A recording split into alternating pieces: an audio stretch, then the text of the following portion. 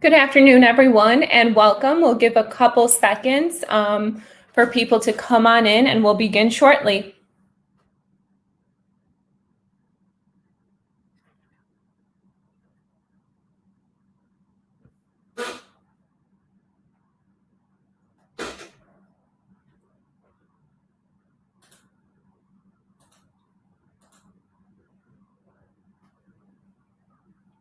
All right, good afternoon, everyone, and welcome. My name is Elisa Slodzinska, and I work for the City of Chicago, Department of Business Affairs and Consumer Protection, BACP. Welcome to the BACP Business Education Workshop Webinar Series. We have adapted our regular business education workshops at City Hall into these webinars until further notice. And on behalf of Commissioner Rosa Escarino, I want to inform you that business licenses can be processed online where applicable by visiting chicagobusinessdirect.org. If you are part of the Business Startup Certificate Program, you can get credit for joining this webinar by sending an email to bacpoutreach@cityofchicago.org. If you want to learn more about the program, please visit chicago.gov/business workshops. The City of Chicago will be entering Phase 4, Gradually Resume, part of the city's Be Safe Chicago framework on Friday, June 26th. To help guide your business and employees during Phase 4 of Chicago's reopening process, please visit chicago.gov/reopening for industry-specific guidelines. Also, BACP and the City of Chicago's Office of Emergency Management and Communications created ChiBiz emergency alerts. You can opt in to receive targeted emergency alerts for the business community. If you are interested, please visit chicago.gov/ChiBizAlerts. And today's webinar will be The Power is in Your Pivot, Series 2, presented by ChiBizHub. And with that, I pass it over to Jasmine Garcia. Hello, everyone. Welcome.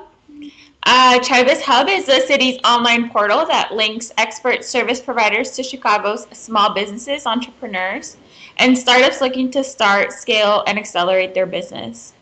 In the wake of the coronavirus pandemic, we quickly shifted our work to include webinars like the one today, providing a forum where our small business owners and our operators can gather and get up-to-date information in real time and have a chance to have their questions answered, and also just connect with other small business owners during this time. In sum, we wanted to provide a space where we're all in this together and really just helping each other out. I welcome you to visit our portal at chibizhub.com and check out all the business resource providers available to help your business. Pass it on to my colleague, Kendra.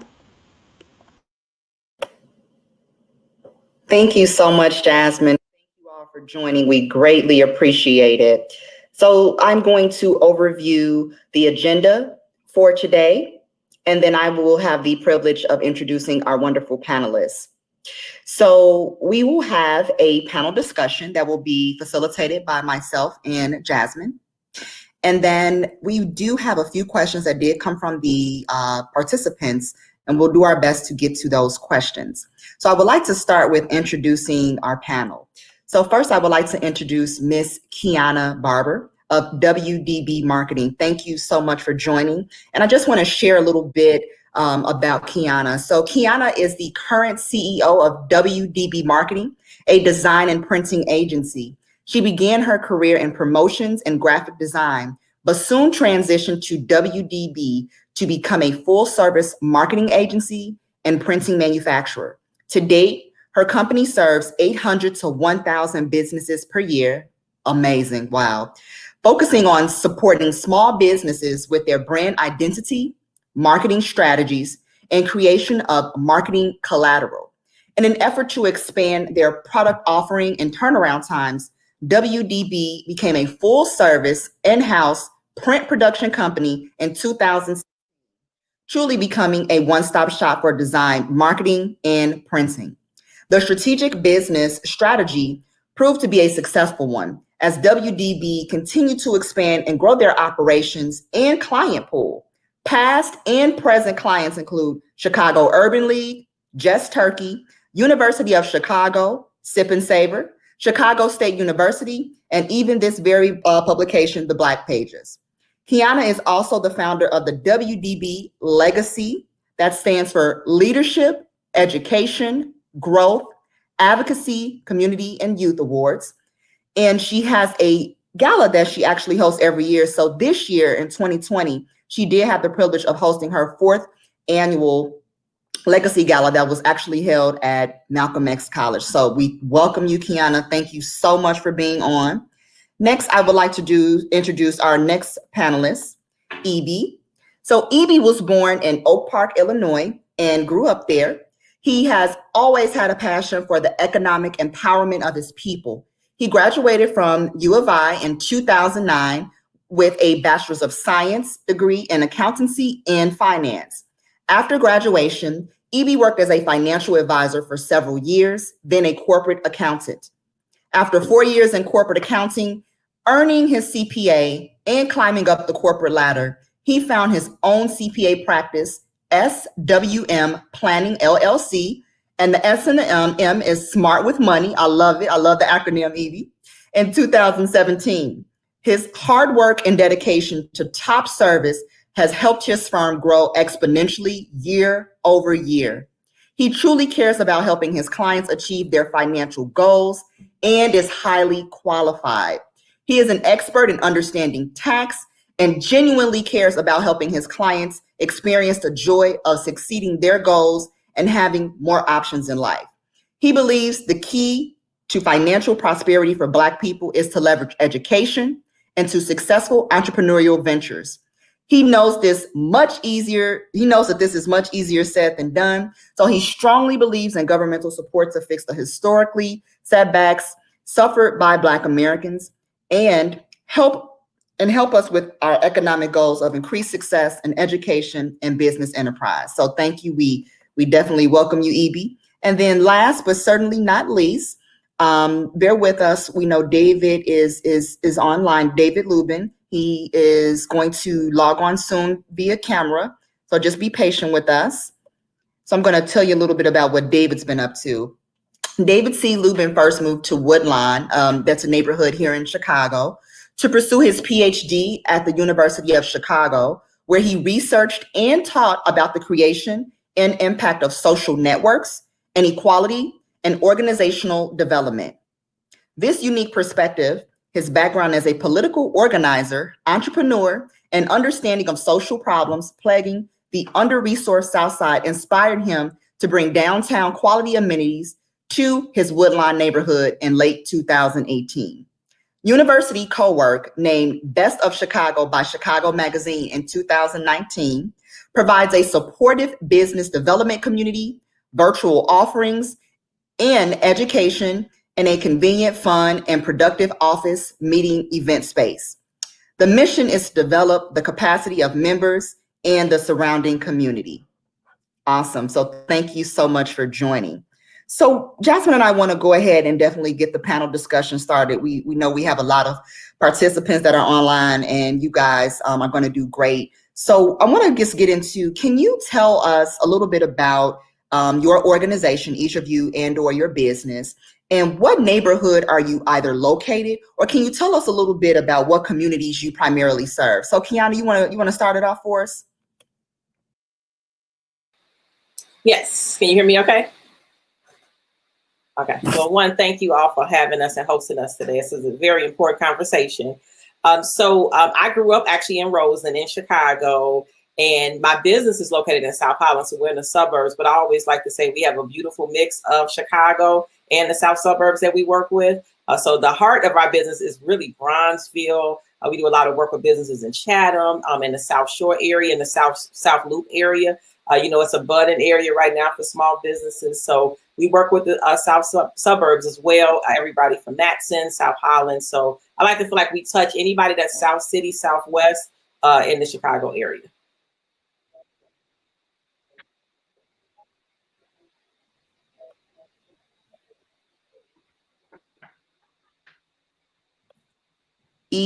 Evie, you want to share a little bit about where you're located, what community, and then primarily what communities you serve as well? Okay, I'm in Forest Park, Illinois. That's a west suburb, about 10 minutes away from the Austin area in Chicago. And I serve mostly, a lot of my clients are actually remote and a lot in different states as well. So it's a lot of Chicago area people though, but it's easy to do tax related and financial planning stuff remotely. So my clients are all over and yeah. Thank you so much, Evie, for sharing. David, are you on? Are you able to hear us at all? Hey, David? You there, David? Okay, so I can hear you and see you louder. Okay, so David, we're actually just opening up by talking a little bit about Ma'am, can you hear me? your organization and your company. So where you are located and what communities you primarily serve.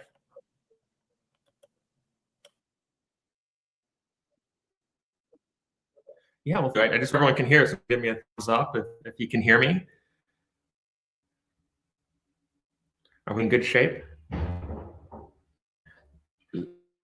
So University Co-work is in a Woodlawn, and so we are actually the full service center south side of Chicago, and so our primary focus is on helping side businesses grow and be more active at what it is they do. And so we off from Woodlawn, High Park, South Shore, check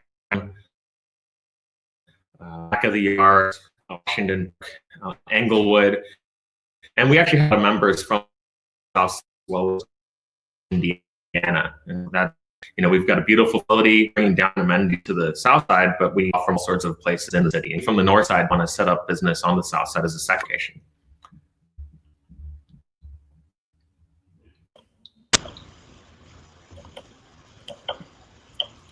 Thank you for that, everyone. We appreciated the introduction. David, we'll kind of play it by ear. I know you're kind of going in and out, so it might be just kind of like rebooting everything. But with that, so we'll continue with our next question. And potentially we can start, with Evie on this one. We want to get right to it and talk about how COVID-19 is impacting and affecting all of our lives. How has the pandemic affected your business? And what has been your biggest challenge in servicing your clients? Okay. You said I go first. Okay. So I lost my biggest client in March. Their facility closed. They came back, but we agreed to a reduced fee because their business still, the volume isn't there. So basically, the challenge was my revenue went down, income went down, and then I had to find a way to replace it.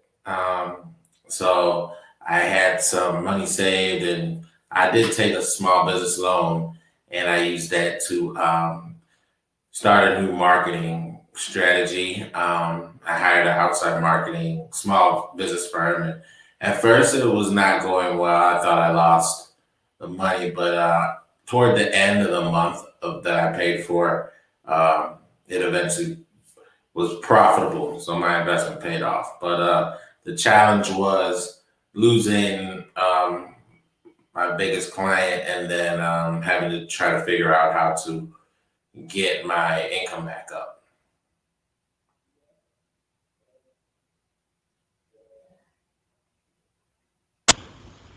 Kiana, do you mind sharing on your end, what has been your biggest challenge in servicing your clients, and how has the pandemic affected your business? Yeah, so just like everybody else, yeah, I was, just a bit in shock. I am a workaholic. I've been entrepreneur for 15 years, so I couldn't imagine not just coming into work and being able to service my clients like I always do. So for the first 2 weeks, we were hit hard because what our clients, our business owners, so a lot of them had to close their doors. So of course, the services, the projects he was working on, everything got halted. So we lost maybe about 75% of the first about 3 weeks. The other adjustment was just a mental adjustment, right? I have employees and thinking about what's in the best interest for them. So do we kind of push through it because we are considered essential on one end because we were manufacturing. So some of the things that we produce for businesses were still considered essential. Or do I let them work from home? So, I had some challenges. I won't say it was easy, but after about 3 weeks of just kind of working through it, I let most of my team, my design, my web, and my account managers kind of just work from home as much as they could. And then we ran a very light production staff. And then from that, I just started to think about what our businesses still needed. And at the end of the day, they still needed to be in business. So we thought about digital solutions and websites and social media and how can we get things to them and be more convenient? Even stuff like now. So Zoom became the thing. So do you need a custom backdrop? Do you need graphics to go with it? So because our businesses still wanted to work, they still needed to generate revenue. As Evie said, you lose your biggest customer, you have to figure out a way to replenish that. So we just really got to work and thinking about what solutions can we give to make sure that our businesses can still fight through it and be more successful. Wow. Thank you both for sharing. I can only imagine the devastation as Kiana, just not being able to go to work. I know you work nonstop. Yes. Helping the businesses, even in Evie's case, I mean, being an accountant and wanting to help people continue to stay on track with their finances. And I know Jasmine and I, not being business owners, but helping those business owners, we have felt it as well on some of the stories that we've heard. Mm-hmm. So we thank you all for sharing that and being very transparent. So just to shift a little bit, I know Jasmine wanted you to focus on what has been some of the challenges, but really thinking about during COVID-19, what new opportunities have emerged for your business during this time? Kiana, can you share, because I know you have been doing a plethora of things. We've seen on the news and in a lot of newspapers and some of the wonderful things that you're doing, not just for business owners in Chicago, but across the country. So if you can kick us off with what has emerged as a great opportunity during COVID-19 for you? Yeah, like I said, I was quiet, but I didn't stay quiet that long. I had to do something. I had to figure it out. So we did a few things. One of the first things that we noticed an uptick in was, of course, like I said, digital solutions, websites. So we tried to help. How can I get somebody a new website in 2 or 3 weeks? Well, normally this might take 6 or 8 weeks. We did a lot of special occasions because we're celebrating our graduates and our birthdays differently. That kind of got us through for about a month. And then after that, we kind of had this aha. And I always tell people that you got to follow the trends and what do people need. And of course, now with COVID going on, it's a whole new requirements. You got to wear a mask. You had to have these floor decals. So we actually launched a whole new website and a whole new branded campaign called signsforcovid.com. We invested in the floor decal material, which was very hard to come by. And of course, the pricing has skyrocketed. But we bet on our instincts to know that, what, business is going to be opening back up. And the ones that are still open, and they're going to need this. So we created custom floor decals, signage, just a little bit of everything. And we're able to get some really good contracts, including the post office. We got some of the South Suburban work.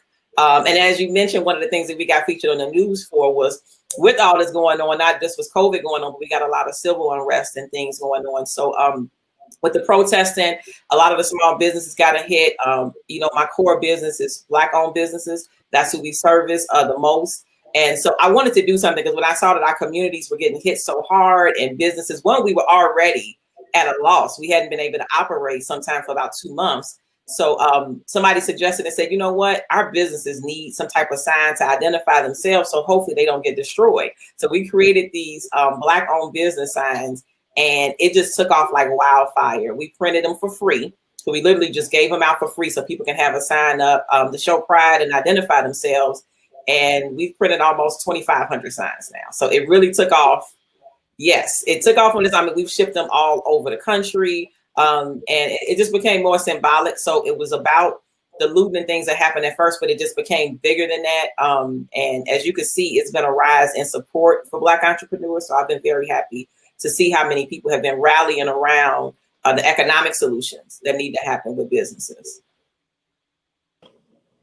Wow, thank you for sharing that, Kiana. That was very, very powerful. And I mean, we definitely applaud what you all are doing. I mean, that's phenomenal to print those signs, and now they're across the country.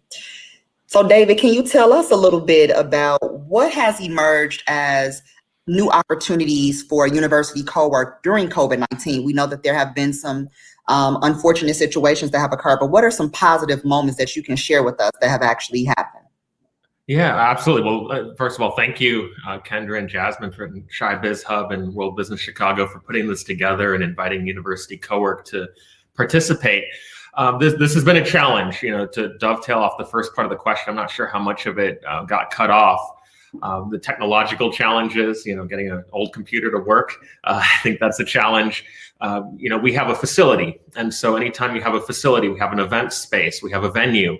And so clearly when groups of people are not allowed, we have meeting rooms and offices. In some cases, our costs actually increased because we have to do COVID cleanings in a facility. We've put in ionization machines. We've put in UVC filters to kill viruses. We've been cleaning touch points, routinely since February.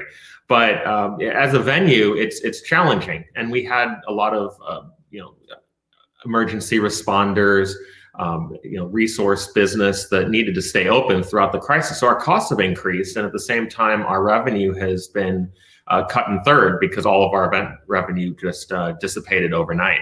And so we were already operating. We're new. We are a small business, and our client base is small business. But to get to your specific question in terms of how have we been able to pivot with respect to the crisis, we are in tune with our community. And so I think a lot of co-working spaces, a lot of facilities, offices, it's about real estate. It's about 2x4 desks and chairs and people riding in elevators and things like that. We are a community-based business development center, and that's first and foremost. And so by being in tune with our members, we've been able to keep in touch with what is it that they need. They might not need a big meeting room anymore, but they might need Zoom rooms.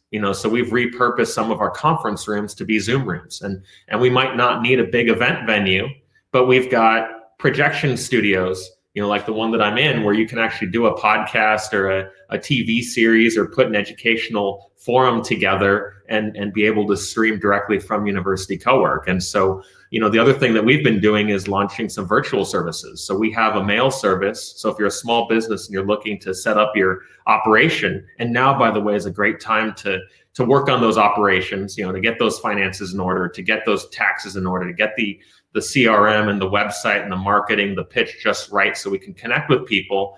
We actually have the ability to be that person's address, to be on Google My Business, SEO, and we also have contactless mail pickup, and we have online mail administration.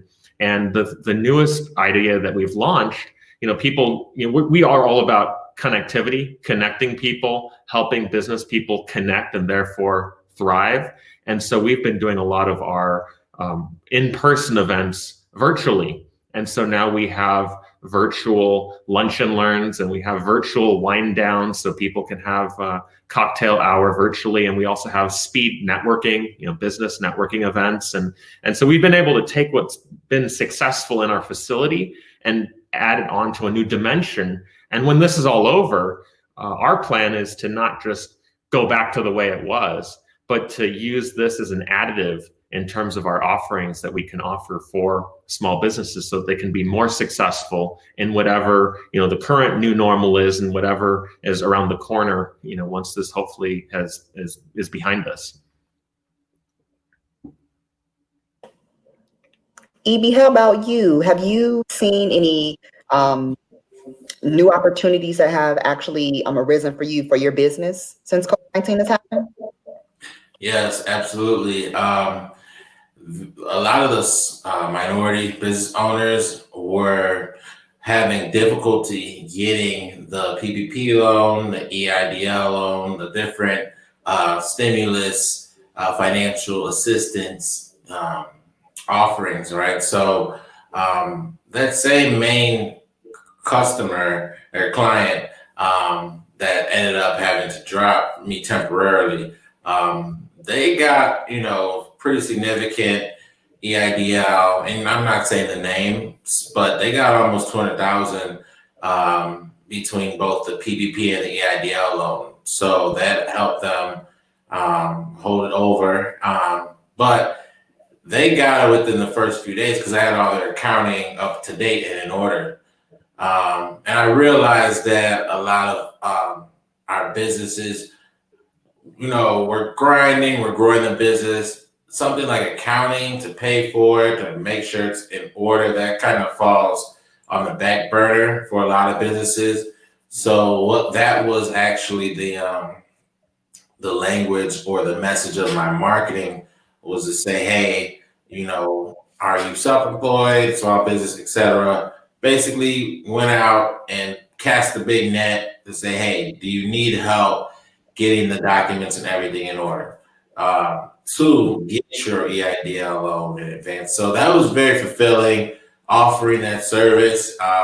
Very happy business owners, even if one business owner got declined through one of the avenues, as long as they're a real business owner that was open during the time, even if they're self-employed, it's just a matter of classifying them correctly for the different, it's all technical and paperwork stuff. A lot of them didn't have the tax returns or employee records necessary, etc. So, that was the new opportunity. And I'm a younger CPA. The average CPA is about 61 years old, I believe. Basically, I don't know if when someone has a long career of like 40 years nearly, they're less enthusiastic about learning this whole new part of their role. So, for one reason or another, I got a good amount of new clients who basically said their prior accountant either didn't try to get this stuff for them, the loans and the advances, etc., or they just didn't know how to. They were trying to tell them to do it themselves, or they tried to charge a big fee. So that was the new opportunity, saying, hey, I'm here. I read up a lot of hours and watched a lot of tutorials, etc., to learn the new, there's new updates on all these programs. Even the PPP, for example, went from 75% for payroll to 60%. From 8 weeks, you have to spend it, to 24 weeks. So the information and laws are dropping very fast, and you had to have a passion to stay, updated on it. So, that was what I did, and I thank God it worked out. I got a good amount of new clients, and then I have a great executive assistant. Her company's called the Buddy Effect, but basically, we learned what the marketers were doing, and then we learned the essentials, and we started doing it ourselves. We brought it in-house, basically. So, it was a little bit of a roller coaster at first. Lost my biggest client, dropped a good amount for this outside marketing company, was disappointed with the results.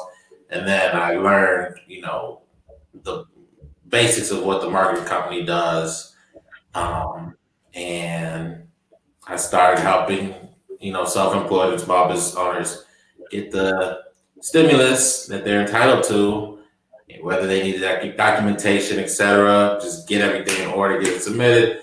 And I got everyone who's come to me, what they were due. So that was fulfilling because a lot of people definitely need it,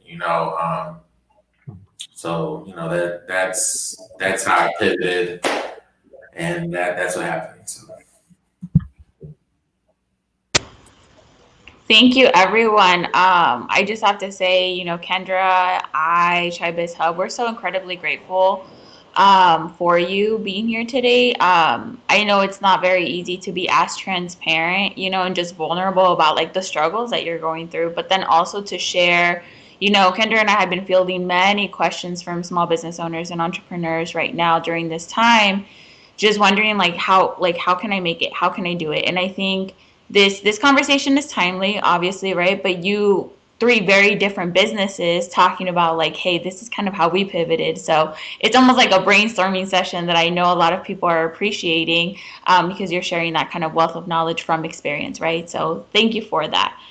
For our next question, we're curious to know, like, can you give us any tips or any advice for the small business owners and entrepreneurs that are tuning in today, on how to pivot their business? You have unique perspectives, being university co-work, a marketing agency, and then EB, your business. But what can, like, practical, like 1 to 3 different tips that you can give folks? Kiana, do you want to go first?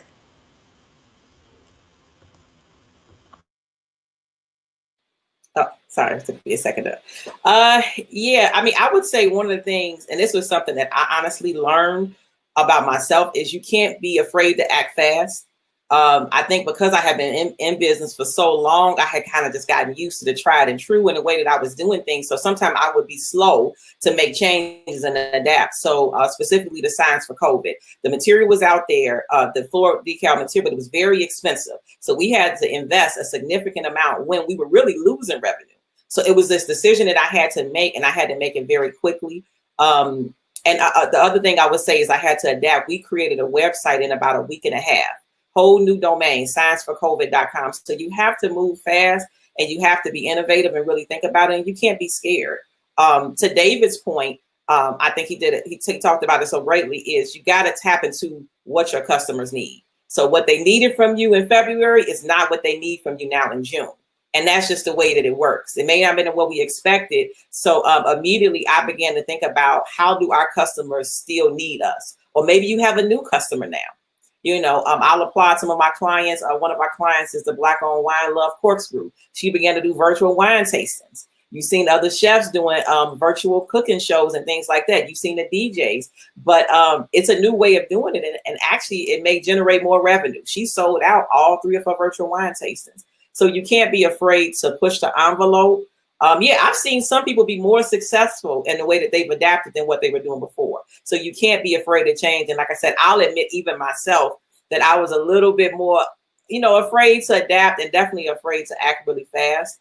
And then again, like I said, the other thing is just really tapping into, how do our customers need us? Because there's somebody that still needs you. And if you could think about that. And then finally, I would say, if nothing else, when this first happened, I didn't claim to be an expert and say, hey, I was ready for COVID-19, because I wasn't. But you saw a lot of people out there just speaking on it. What did I do? I was a resource. So I know Kendra and I went on social media. The first thing that I did for the first few weeks, I just shared every grant, every resource, everything. And our clients really appreciated us for that.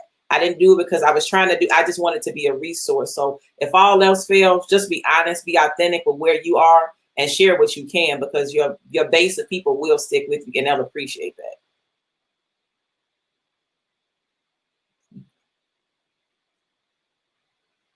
Thank you so much for that. That was so insightful, Kiana. David, would you like to go next? Absolutely. So we are about relationships. And I think that relationships are central to successful business. And whether it's a relationship between yourself and your partners in your business, yourself and your vendors, yourself and your clients, yourself and your community, we're in the relationship business. And I think that this is a really good time to build on those relationships. And so it's hard to develop new relationships now. I mean, you can't just go to a Chamber of Commerce mixer, or go to door to hustle a new product, or go into a room of a big audience and speak to individuals. So it's different, but it's not. It just is what it is. It's different, right? And so there are different ways that we can connect, whether that's connecting via Zoom like this. We're developing relationships with people that we would have not had the ability to to develop, right? And we're able to listen to insights from people at universities and big businesses and small businesses and people like Kiana and Ibi that are successfully going through this tightrope situation. These are the types of people that we need to listen to, right? So I think number one is be in tune with the relationships. And I would say number two is to constantly figure out how we can provide value, and so we all have talent. We all have supporters. We all have a tribe, if you will, or a few tribes. We all have family and friends and clients and customers. And the question is, how can we provide value? If I can go out and I can put a client, one of our members, in front of a whole bunch of their future clients, they're going to keep their membership with us, even if they can't get access to that 2x4 desk. If I can put somebody in charge in front of a big room and they can actually get some new vendors that are vetted and top quality, guess what? They're going to become members of ours because they are going to want to build those relationships within a trusted community. And so if we can provide value for our members, and if any small business can provide value for their clients, and think about, what signs need to be put on, what decals need to be put up in businesses, or EB doing, what accounting packages could be put together, or what statements need to be put together in order to bring someone a $10,000 advance and a $200,000 loan. That's an incredible amount of value. And so that's, I think that's what I would add to this is focus on those relationships and provide value. And the one advantage that we have as small business owners is that we can shift quickly, right? We're not Carnival Cruise Lines that's sitting around with billions of dollars worth of assets that are depreciating that nobody wants to be on. We're not Marriott hotel chain that has to figure out how to pay that bill. We've got ourselves, our small teams, and our community to help us get forward. And so we do have some advantages.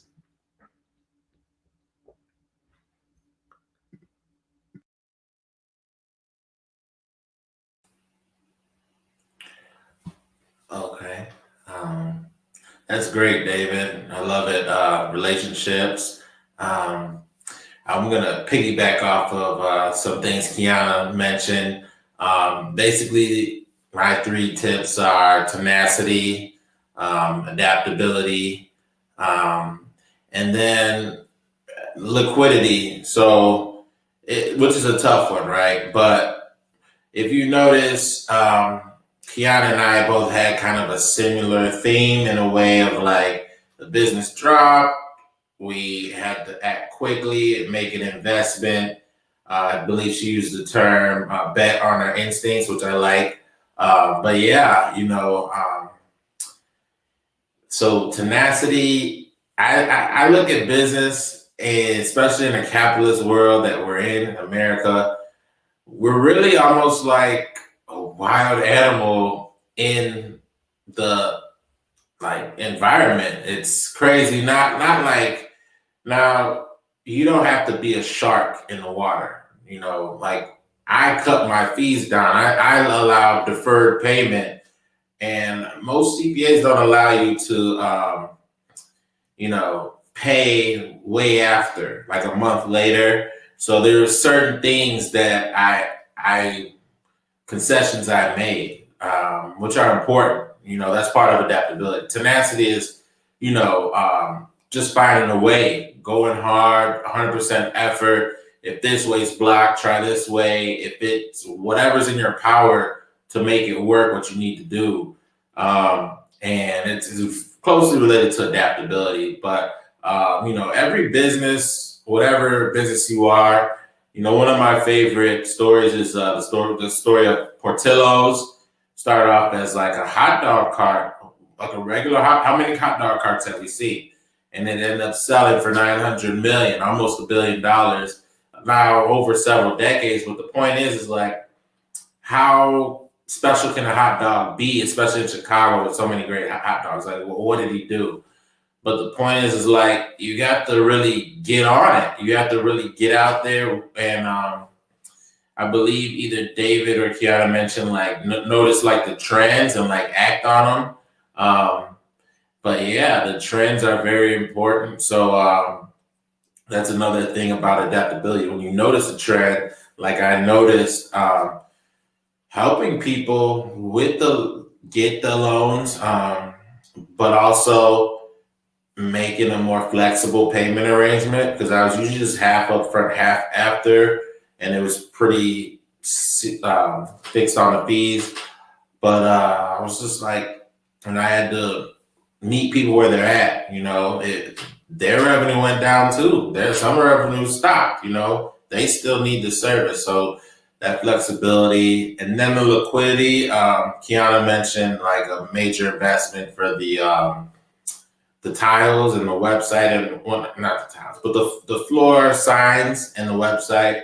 Like I had to make one of my largest business investments for the outside marketing firm, and I'd actually hired a marketing firm the first year, and it didn't do much, so this was a completely different one. But I didn't know if it was working. For the first half of the month, I was really disappointed it wasn't working. So, but if I didn't have that money, then I wouldn't have been able to make that if I didn't have those funds. So I love helping businesses at least know how to get to the point where they can get business loans. Whether it's from their invoices or their existing business performance, right? It's almost like your credit in a way. Like if you wanted to get a house, they look at your income, they look at your credit score, et cetera. So with your business, they want to look at how is your business growing, what's the proof for that, et cetera. And then, how do you bring money in? So my point is like, with the tenacity to just always find a way and give 100% effort, not give up, and then adaptability, looking at what's going on in your environment, and, like I say, doing what you have to do, or just finding a way again. And then having the funding to be able to make those investments, to be able to buy those floor signs, to be able to pay for the website people, or, so the third one is pretty hard for businesses. But, if you're interested in, shameless plug, if you're interested in just exploring the financial planning, be smarter with your money, then, let me know. We can have a conversation for free. If you want to move forward, good. If not, then at least like what it would look like and what you would be able to benefit down the line, or maybe right away. So it depends on the situation, what I could do for you. But, yeah. Thank you. Thank you so much. We appreciate those tips. I know our participants are grateful as well. So Kiana, you kind of touched upon one of my next questions. So we've heard, again, so many things about businesses not doing well.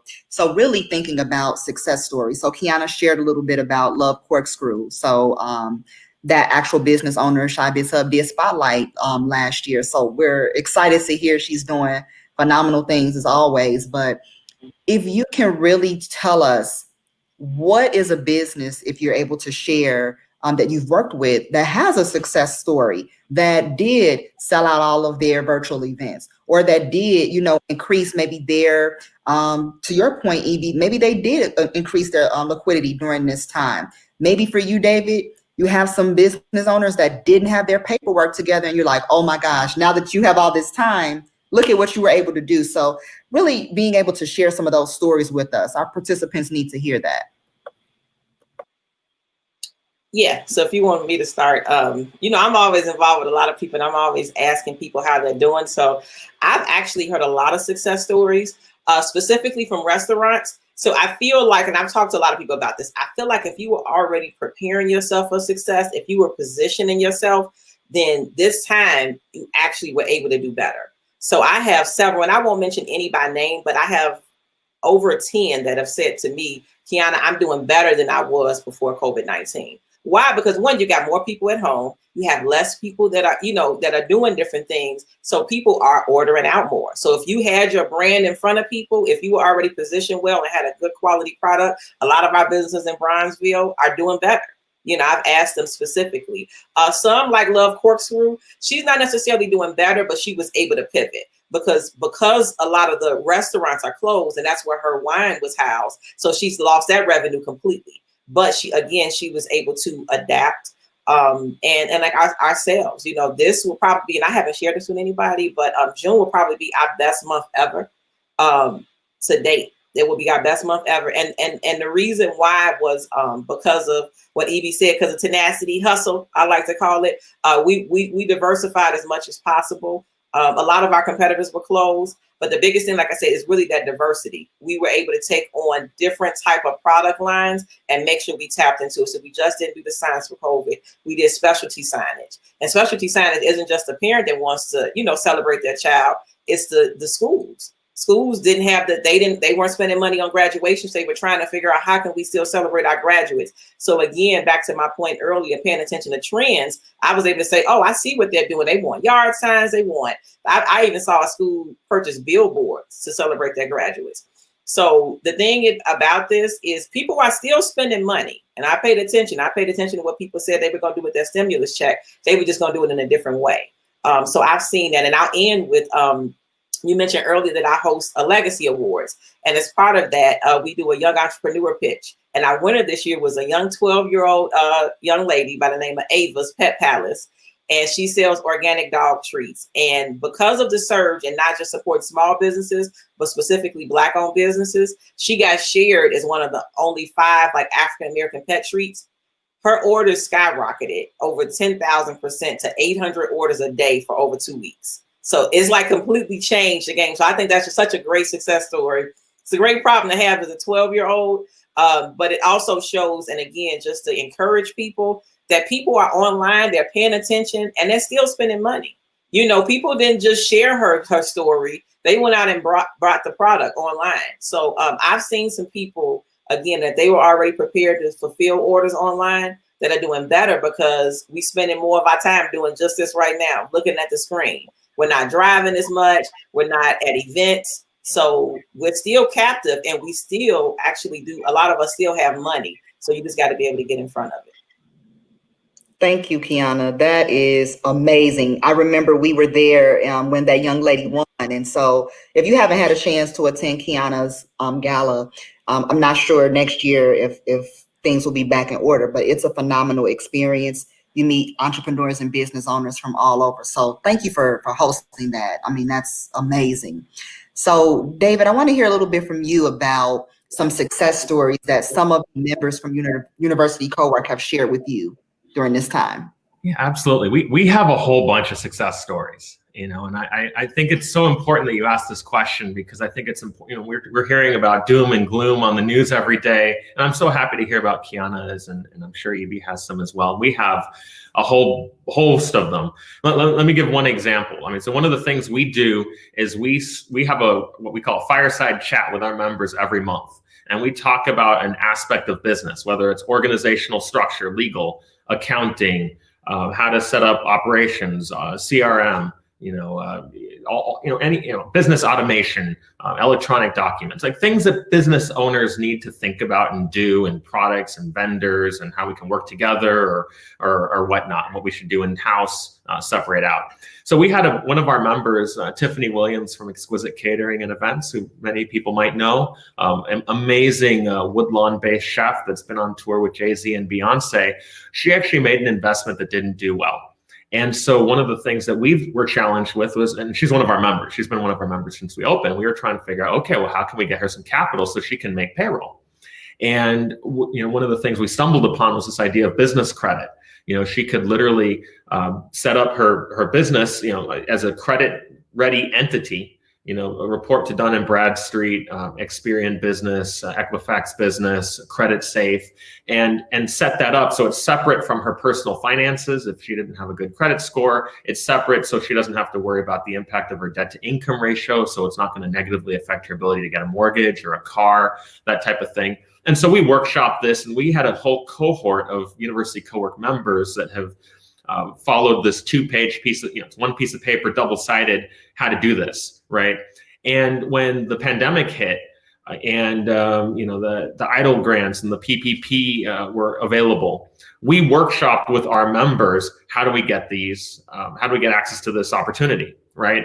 And so the people that had gone through and built their business credit, they established a non-PO box address at a place outside of their residence. Well, that's a requirement of the SBA, and they're the ones that are giving out the EIDL, right? And so the business legitimization aspect of setting up an address, setting up a phone number, setting up a bank account that's separate from a personal. Well, we had a whole cohort of people that had already put themselves positioned for success that were then more easily able to get these grants and loans and whatnot. And so we gave this information out, not just to our members, but we did this publicly. And so we workshopped the grants and loans internally, but then we also gave public presentations. So I did a presentation with Jeanette Taylor, our alderman, and I did one with our state senator, Robert Peters. I did another one with the Hyde Park and South Shore alderman, Hairston. And so we got this information out. So hundreds of people learned about grants and loans. And I actually put on our website, we actually have a website that has 45 current grants and loans that people can apply for right now. And so it's not just PPP and EIDL. And so we've had a lot of members be able to get these grants and loans because they put themselves in a position to be pointed towards success. Equally important, we've had a lot of people in the community that aren't members that have been able to get these grants and loans, literally millions of dollars coming into our community as a result of getting access to the information and executing. And so, going forward, that same woman, Tiffany Exquisite Catering and Events, you'd think, oh my goodness, well, food's dead and nobody wants to go to a restaurant. Well, she was actually able to put her set up her business for success. She's been able to actually serve food to first responders, to hospitals, to food baskets. One of the things we're doing is we're calling seniors and we're doing wellness checks as far as the co-work is concerned. So we're phone banking and calling people in our neighborhood, and we're raising money to pay Tiffany to deliver hot meals to seniors. We're getting farmer market boxes and masks also delivered to seniors. So we're putting partnerships together. And so I'll end on this. It's about relationships, right? Like, we are deeply embedded in our community. And it's not about, oh, how am I going to monetize this or how am I going to take advantage of that? It's about how can we provide value? It's about creating those connections. And that same woman, when we started doing our virtual events, virtual lunch and learns, our virtual fireside chats for our members, our virtual business speed events so that people can meet each other. Well, she's met web designers and SEO developers from Ohio, and she's met attorneys from Iowa, and she's met some suppliers from different states and potential clients that run foundations that are in different parts of the country. And it's helping her grow her business. And there's strategic networks that we're putting together based on the needs of our members so that they can get to the next level. And so, Tiffany is one example, but we have a lot of Tiffany's in our co-work, and we have about 130 members. And I'll say that most co-working spaces lost about 50 to 75% of the membership. Unfortunately, we've lost four members. And so wow. we're people realize that they need each other and that we need our community now more than ever. And so I wanted to highlight her as one success story, but it's representative of broader success that we're seeing in our community. Thank you for sharing. We appreciate that. EB, do you have a quick success story that you can share with us as well? Oh, yes. Just one of my most recent clients, she owed some taxes, state and federal, but she was able to get a EIDL loan for well over the amount she needed to pay her back taxes. And then she could also use it for expansion in her business. She had a really good idea about an app that even drew some interest from a buyer organization. So actually, I think a couple organizations. So she needed some capital to get that just more traction, and she's been able to get that. So there's one more, a client who was an older person, and basically she got surprised with a big tax bill because she moved some retirement money, but she didn't realize that she can make a payment plan with the IRS, and she was really relieved because she owed a good amount, and her income was limited. So just when I'm able to try to go the extra mile and find a solution that a business owner really needs, even when it was looking kind of bleak at a point. For example, the first person, she was not eligible for a significant PPP loan just because that part of her payroll was just not that large. But just finding one way if it's another way if it's not one way, and that makes me happy to help small business owners and individuals just find that financial relief wherever it may be for them. Thank you. We appreciate that. Well, we're going to start wrapping up now. We sincerely appreciate your time, and then everyone that's been joining us today. If you can please leave us with, a sentiment of encouragement for our small business owners and entrepreneurs. As you know, the city of Chicago starts reopening, and just, during the rest of the time in COVID-19. And then also how people can get in contact with you if they have any questions. I see a lot here in the chatter of people asking, like, where can I get more signs, or where can I get access to all of these the website that David was referencing. So, Kiana, would you mind going first, please?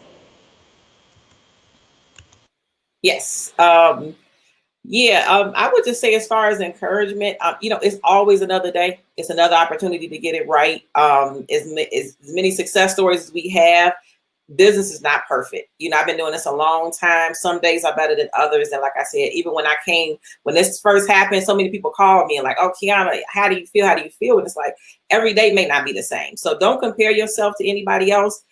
Look for encouragement, but just make sure that you take every day to do better. I don't compare myself to anybody. Every day I look and say, what did I do yesterday? How could I have done that better? Was I frustrated? Was I efficient? Was I successful? And if I wasn't, I'm always figuring out how I can personally do better. I think social media is a gift and a curse. As we all know, it's a gift because we learn so much and connect with so many people, and it makes marketing easier. But it's also a curse sometimes because you can compare yourself to what you feel like is success and what other people are doing. And sometimes that will hinder you. So don't let that hinder you. And again, just take every day as a new opportunity to get it right and improve your business. If you want to connect with me in any type of way, everything is at WDB Marketing. I'll make sure I put it in the comments as well. But we have our website, of course, WDB Marketing, all of our social media. Our office is right in South Highland, 1007 East 162nd Street. We're a small business and we're a family business. So I always encourage people, whether you're ready to order or not, you just want to come by, you want to be inspired, you want to look and see other ideas. We encourage everybody to come by. You don't have to be ready to shop. And then if you are looking for safety signs, our website is signsforcovid.com. So we have the mask, all of the safety, the floor decals. We customize a lot of things outside of just safety signage. You might want to let people know, hey, I'm back open. We're doing curbside. So thinking about signage as a way to market yourself and let people know that you're there. So.